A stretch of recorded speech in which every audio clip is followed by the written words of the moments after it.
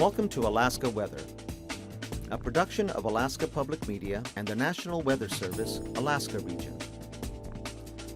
Produced and broadcast daily from the studios of KAKM, Alaska Weather provides complete forecasts, public, marine, and aviation for all of Alaska. Alaska Weather is made possible by the following sponsors.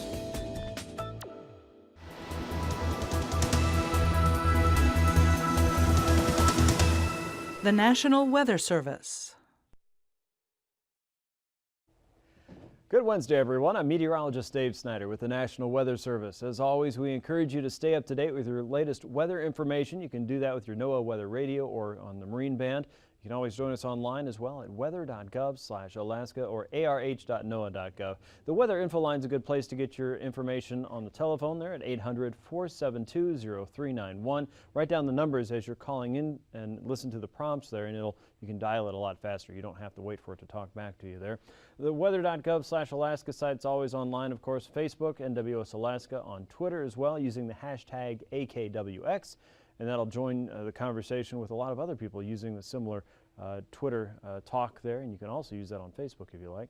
On YouTube in the afternoon, you'll find our daily afternoon map briefings at NWS Anchorage and NWS Fairbanks. That'll give you a sneak peek at what we're talking about right here. And we'll get to that here in just a minute with the surface maps. But first, we want to talk about a high wind warning that's in effect starting at 6 o'clock in the morning tomorrow until 6 p.m. Thursday. For the Dixon entrance to Cape Decision area. That's going to include Craig and Klawock. And mainly stronger storms working northward. There's going to be some storm warnings offshore here. We're expecting that there could be the potential for gusts up to 60 miles an hour, pretty much from the south and east. So if you're one of those places that usually gets a lot of that wind when storms come up from the south and southeast, well, tomorrow may be one of those days where things are blowing around a little bit more than normal. As we look a little bit further north, though, there are no other watches or warnings out at this point. And it looks like the wind will be traveling mainly on the offshore area. So a lot more wind certainly offshore, but could just be grazing the coastline there. Excuse me. As we look out to the west, low pressure up across the western Alaska and the northern Bering Sea is working some of the strongest winds, mainly across eastern Siberia at this point. You can see that pinwheeling pattern here south of St. Lawrence Island and Gamble. A little bit further south, another wave of low pressure is working off of eastern Asia. And that's pushing warmer and wetter air closer to the Aleutians. As it does so, it's dragging in some drier air across more of the central Pacific. That warm and wet air is working northward, and it's being combined with another circulation here across the Gulf. As you look at the situation one more time, notice that that air is spreading out across a large part of the North Pacific. Excuse me. And I'm just getting choked up talking about all this wonderfully warm and wet weather across the Pacific. And across the western Pacific, more of a northerly flow banking in any moisture that's making its way across the YK Delta and across the Alaska Peninsula, wrapping it back into a much stronger storm system that we have in place right now across the Gulf. And there it is. You can see those clouds working their way northward across Kodiak Island. As the frontal boundary gets closer and closer, there's a better chance you're going to see some rain mixing with snow over the next couple days there. In the meantime, southeast has been catching a little bit of a break. Conditions were mainly VFR to maybe at worst MVFR. For many areas there. And you still have a lot of dry weather that's working its way north and east with time. However, that southeasterly fetch that's coming will eventually advance more wet weather into southeast, so your dry days are certainly numbered. Looking at south central, waves of clouds we're working through, periods of rain falling from that as well. Some of that freezing rain, some of it not. Some of it just flat out liquid precipitation without any freezing there. What a mess it's been so far this winter. Up to the north, conditions are drying out as that air is moving up and over the Alaska range. You can see some of the drier patches of cloud cover there and certainly warmer weather with that on the northern side of the Alaska range. The clouds continue across the north slope with easterly winds starting to ease up, especially across the Chukchi seacoast, and fewer reports of snow showers there, though there has been a little bit of fog across southwestern Alaska today and into the Tanana Valley where a decent inversion was setting up. Today's weather map shows a frontal boundary across the Brooks Range. That's really falling apart fairly quickly, and the focus will be a lot more on these waves of low pressure that are traveling on the north and western side of that circulation across the northern Bering Sea. That's at 982 millibars. Across the central and western Gulf, and take a look at that, 959 millibar low. Many of you probably can't see that actual pressure reading there, but I assure you this is a very strong storm, and it's deepened a lot just in the last 24 hours. As this works its way north and east, it's going to be increasing the pressure in the winds across, decreasing the pressure and increasing the winds across the Cape Decision and all the way up toward the Dixon entrance region. Because of that, again, storm force winds are expected in some areas here tomorrow, as well as a high wind warning for that coastal area around Craig and AKwx. So expect your weather to start to change, and the winds will continue to come up as we head into the overnight hours and into tomorrow. As we get into tonight, you can see that process beginning there. The low pressure system should be filling in a little bit more, 965 millibars there by tonight. Periods of rain and snow across southern sections of southeast will develop, especially in the early morning hours there. And notice again, our lines of constant pressure here, or the isobars, are starting to pack in a little bit more, so we can expect that wind to start to pick up. Around Prince William Sound, it's been a fairly mild day around Seward and Homer. Areas of rainfall there continue, and we expect more of that as we head through the next several days. In fact, coastal areas will be dealing with more precipitation than anywhere else in the interior. It's that time of the year. Around the Alaska Peninsula, periods of rain and snow there. Snowfall around St. Lawrence Island and points west. And you'll notice north of that low pressure system, again, we've really got a tight packing of those pressure gradients, so we can expect the strongest winds in that region. Warmer air is working out of the North Pacific toward the central and western Aleutians. That low pressure system drops to 964 millibars. And we may see some light snow up around the Talkeetnas and points north of Willow and even further north toward the Alaska Range.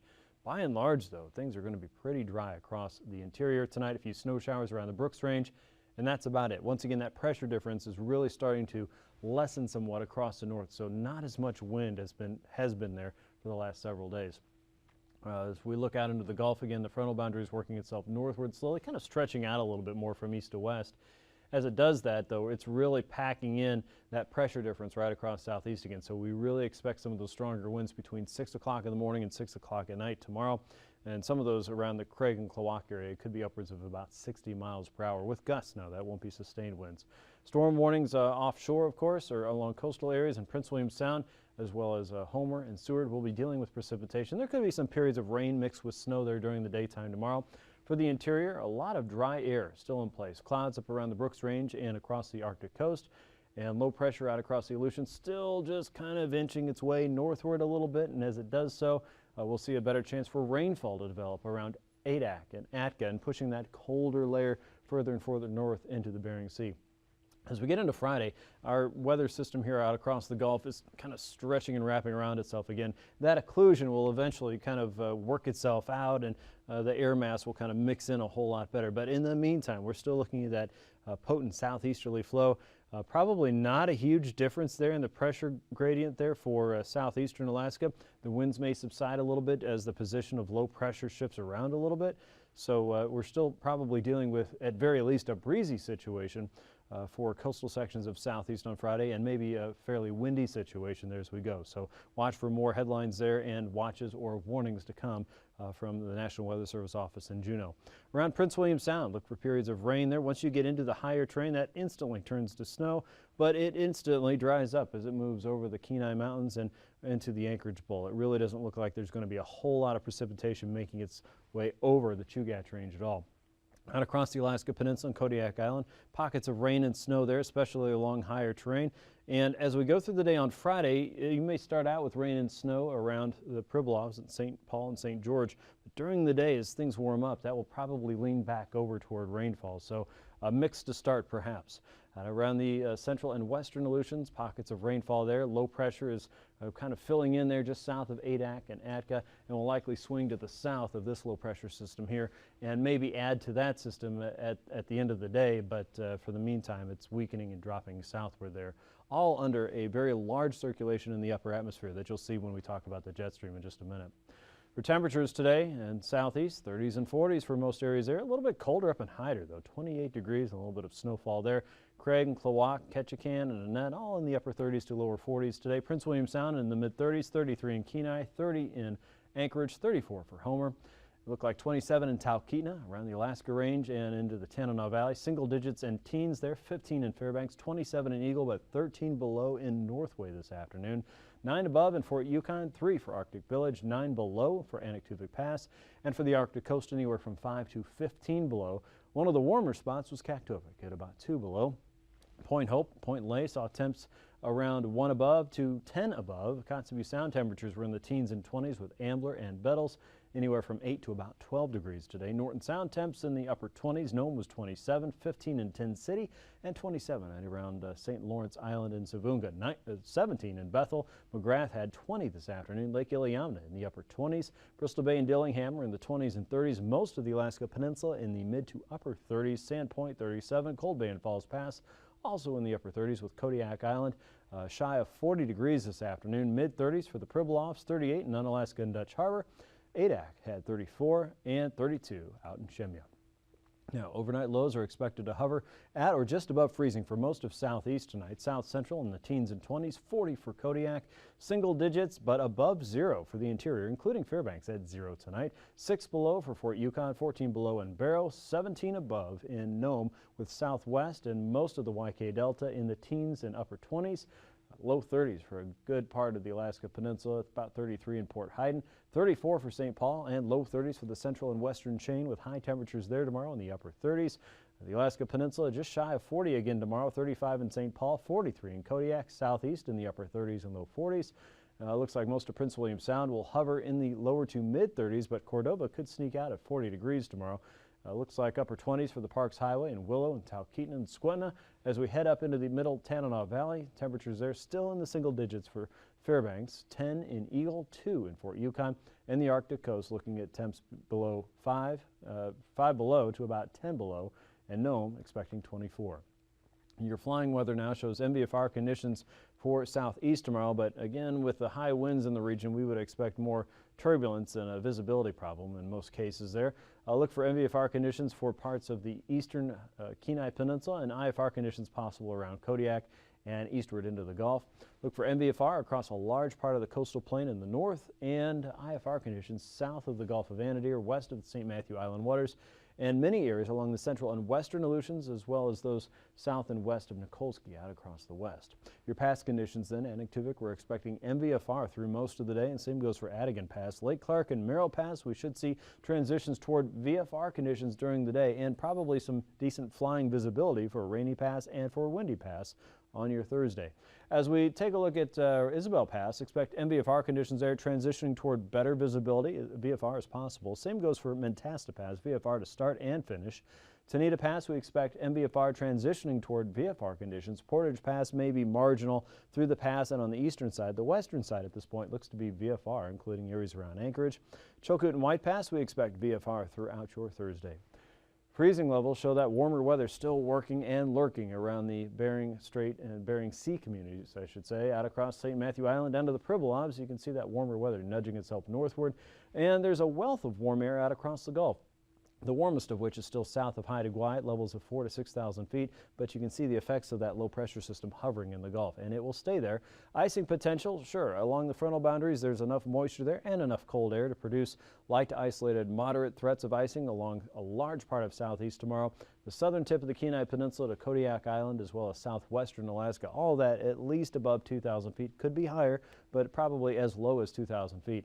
Now, the next frontal boundary out across the west is working northward. That's going to be a little bit higher, around 5,000 feet.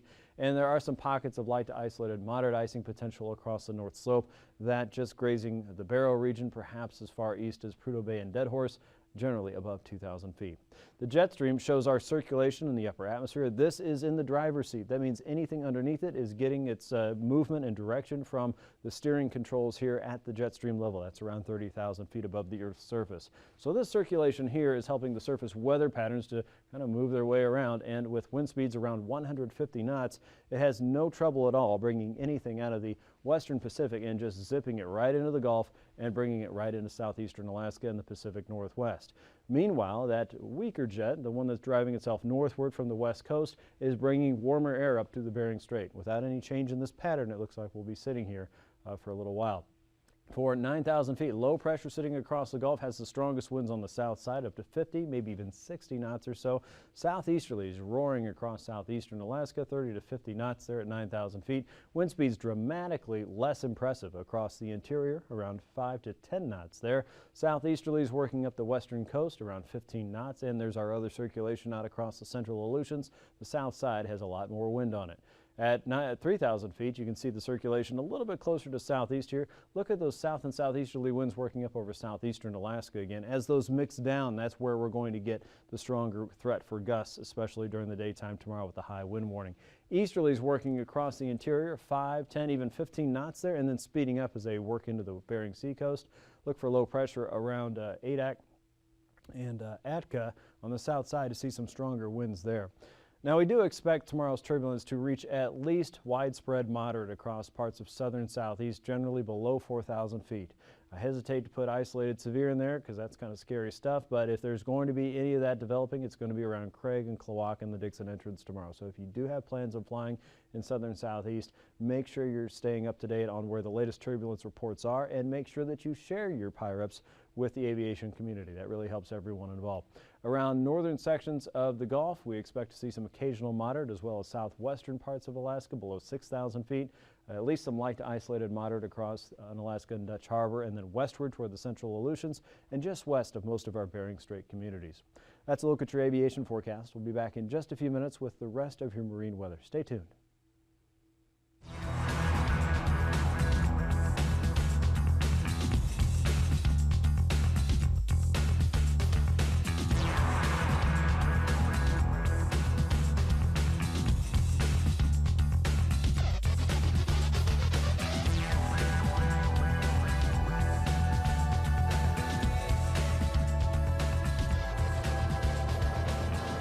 Her name is Patty Wagstaff, one of the most celebrated aerobatic pilots of all time.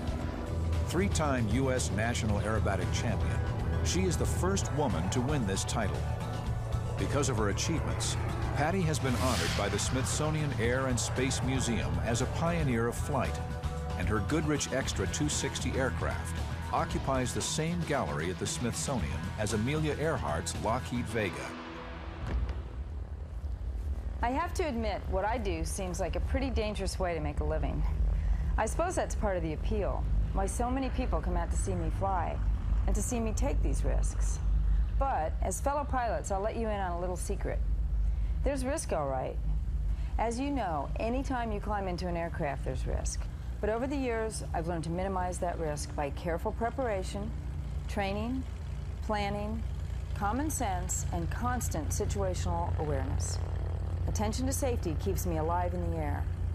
But safety doesn't begin at the top of an inverted loop. Safety begins on the ground before you get in your airplane.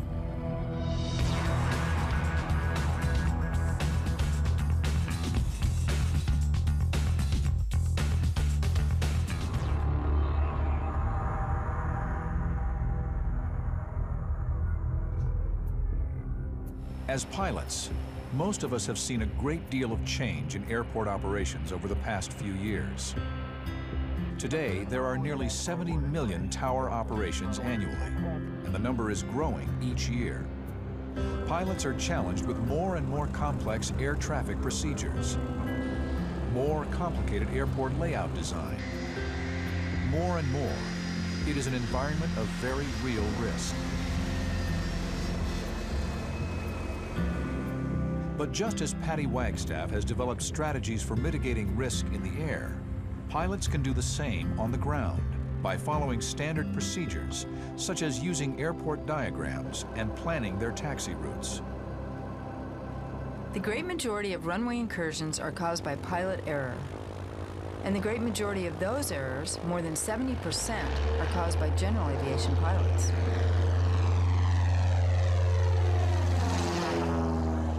Those of us who have been flying for a while remember that they didn't teach us much about runway safety back in the days when we were in training. In recent years, that's changed.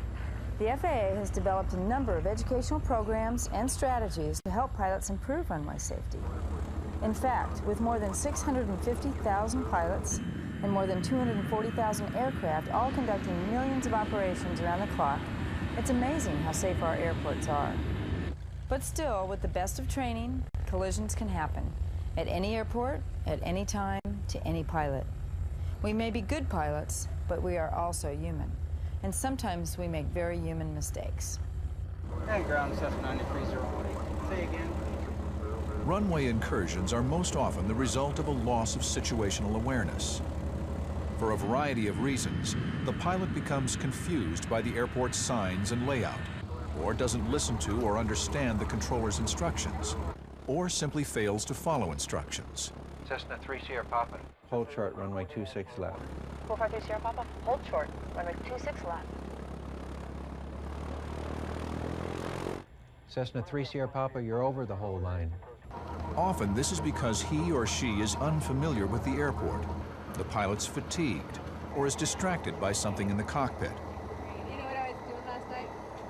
For a few critical seconds, pilots lose track of where they are in relation to their surroundings. You can imagine how important it is for me to focus on situational awareness. In the air, my life depends on it. If I don't know precisely where I am and where I'm going, and the tasks required to get me there, the consequences could be catastrophic. And the same goes for you and for me on the ground.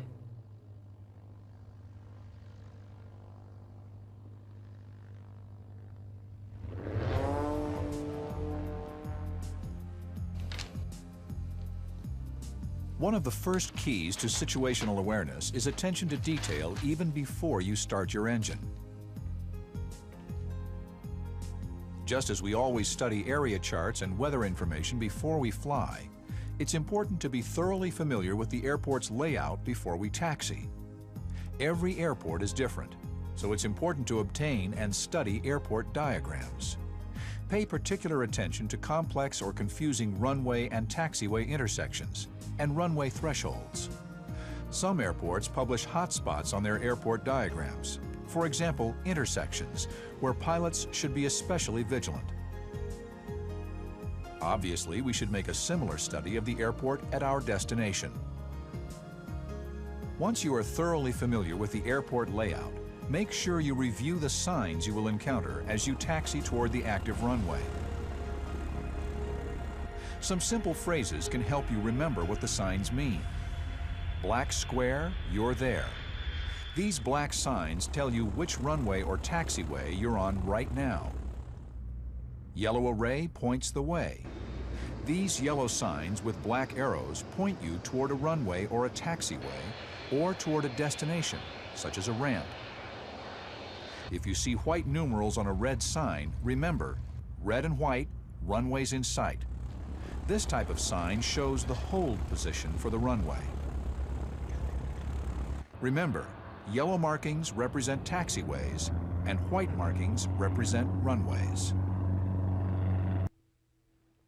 Here's the latest on today's sea ice edge across the west coast. You'll notice that coastal ice is expanding more and more, but don't forget we have an area of low pressure out to the west, and with that, that's going to bring that warmer air northward, so probably not as much of an expansion as we would normally see for this time of the year, thanks to that low pressure system out to the west. In the meantime, the ice around St. Lawrence Island is kind of moving around and shifting somewhat, but we have more of a northerly flow here, so probably more progression of that ice out across the west initially, and then if and when low pressure decides to leave the west, well, then that ice will probably fill in just a little bit more. So looking at very minimal ice coverage across the northern sections of the Cook Inlet, mainly closer to the mudflats.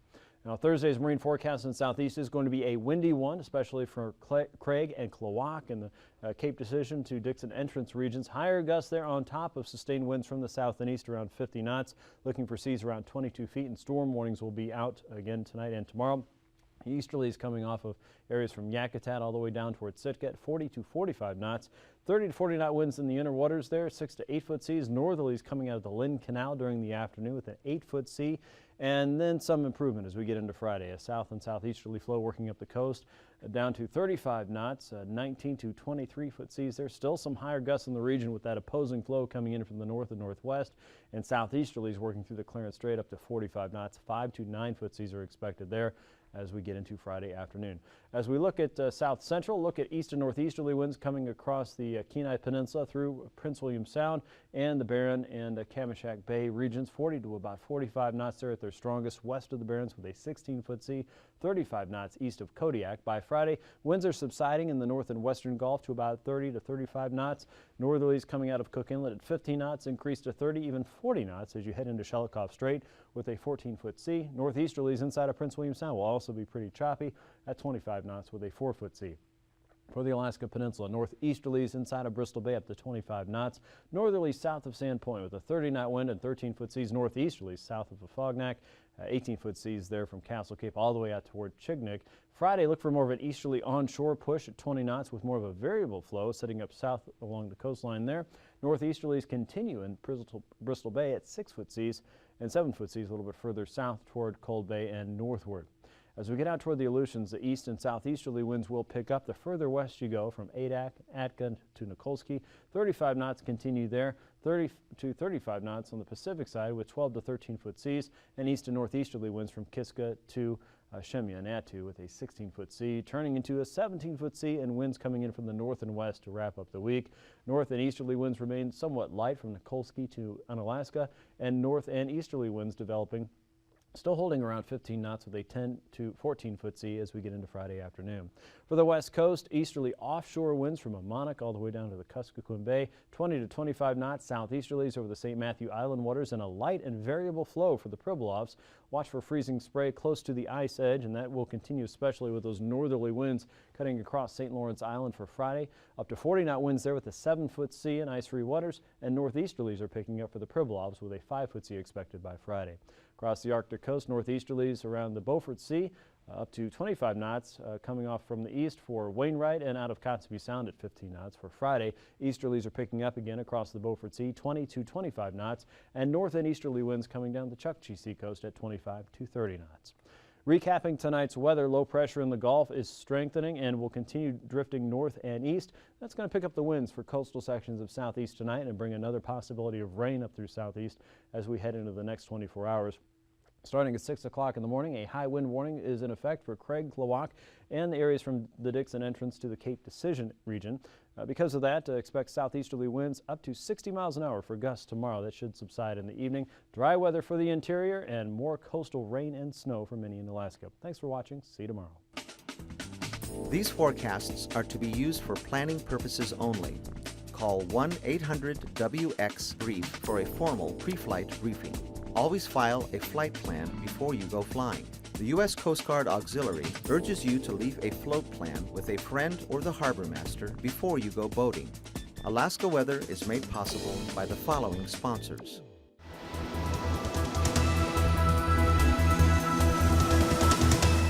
The National Weather Service. It's never too early to set expectations and goals for your child's education. The UA College Savings Plan provides opportunities that can help you reach your educational savings goals. Save in Alaska. Study anywhere. There is more information available by calling 1-888, the number 4, and then Alaska. This message sponsored by the UA College Savings Plan.